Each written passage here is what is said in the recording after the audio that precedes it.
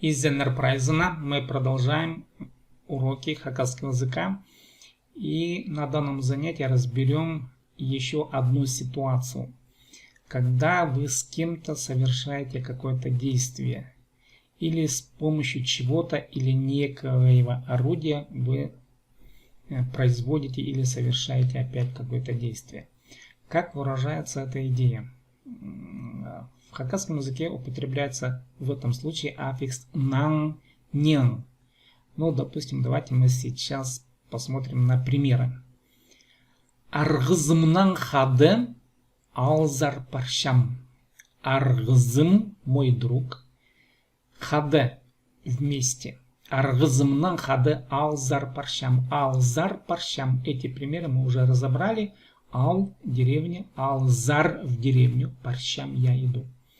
И вот смотрите, когда вы какое-то действие совершаете вместе с другом, аргзм нан хаде. Хаде – это вспомогательное слово, которое обычно всегда употребляется в этом случае. Если даже вы скажете без хада аргзм нан алзар паршам, все равно будет понятно, что вы вместе с другом совершаете какое-то действие. В данном случае вы едете вместе в деревню. Но лучше употребить хаде. Аргзымнан хаде вместе с другом. Аргзымнан хаде алзар паршам. Дальше. Уже без употребления вспомогательного слова хаде вместе. Николайнан Ирина хонх хонсалванер. Николай нан хаде. Можно было бы здесь вставить, да, Ирина. Ирина с Николаем вместе. Хонх хонсалганар. Буквально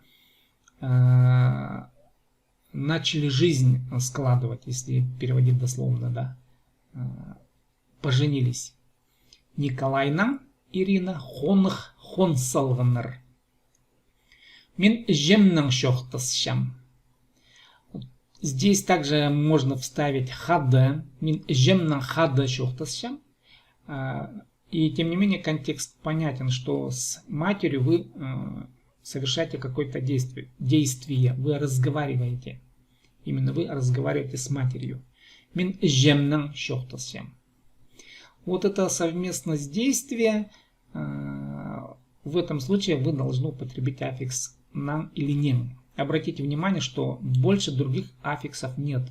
Ни на звонкий случай, ни на глухой случай, ни на сонорный.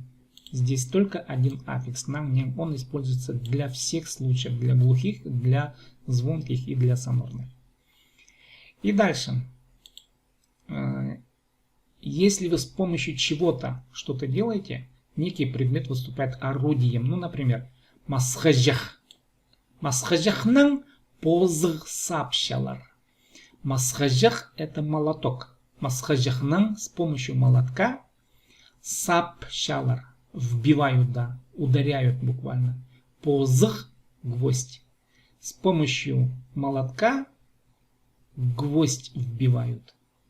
Если переводить дословно. Или забивают гвоздь. Палтынан одын торшалар. То же самое. Одын – это дрова. Тор буквально рубить, торшалар рубят. Палты топор. Палтынан с помощью топора рубят дрова. Если переводить дословно. Ну, в русском языке топором рубят дрова. Хармахнан палх топшалар. Палхте буквально удить рыбу, ловить рыбу. Палх топшалар ловят рыбу. С помощью чего? С помощью хармах. Хармах буквально переводится как крючок, но и используется в контексте удочка. Хармахнан палх топшалар. Удочкой ловят рыб. Ручканан пасшалар. Пасшалар пишут. Паспиши, пасшалар пишут. Ручканан. С помощью чего? С помощью ручки. Ручканан пасшалар. Карандашнан хостопшалар. Хост – рисуй. Хостопшалар – рисуют. Карандашнан – с помощью карандаша рисуют. Ну вот в русском языке перевод ручкой пишут, карандашом рисуют. Вот таким образом вы можете использовать орудийный падеж или ситуацию, когда вы вместе с кем-то совершаете какое-то действие или с помощью чего-то. Ну и домашнее задание: придумайте себе предложения, фразы по подобию этих, и надо будет на следующее занятие их представить вот, на проверку, и там мы рассмотрим ваши примеры. Спасибо за занятие, за просмотр видео. С вами был Симлейтон с орудийным падежем хакасского языка.